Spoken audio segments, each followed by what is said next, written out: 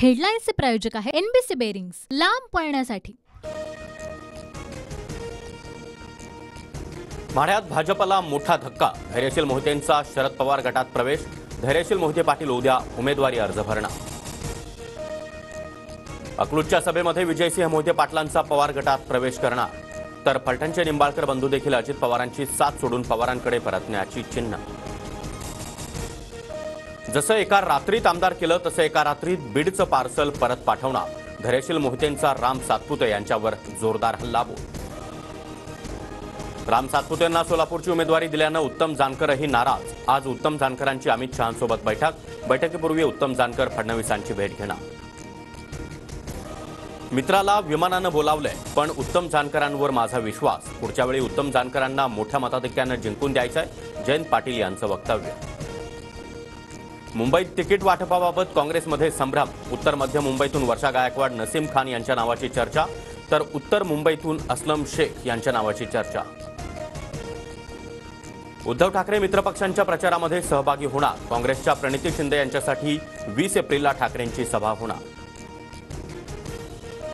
मनसे नेत्यांची आज राज ठाकरे यांच्या निवासस्थानी बैठक। महायुतीला पाठिंबा दिल्यानंतर समन्वयक समितीची घोषणा होण्याची शक्यता।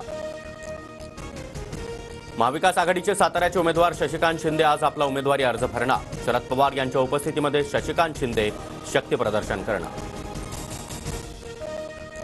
नागपुरात किरण सामंतांनी घेतली देवेंद्र फडणवीसांची भेट। पक्षश्रेष्ठींचा निर्णय मान्य असेल, सामंत यांची प्रतिक्रिया।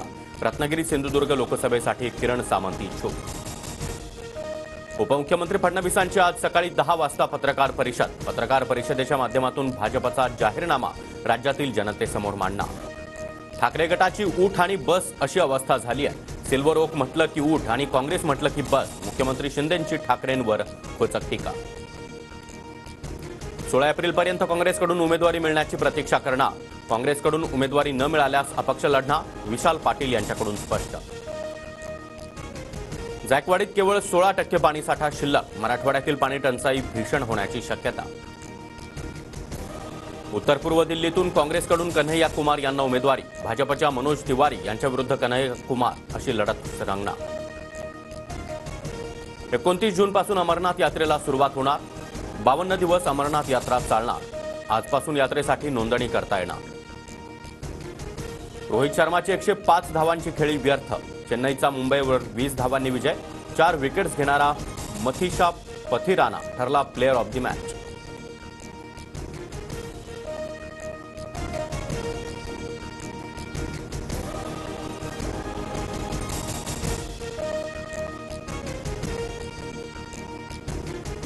हेडलाईन्सचे प्रायोजक आहे एनबीसी बेरिंग्स, लांब पळण्यासाठी।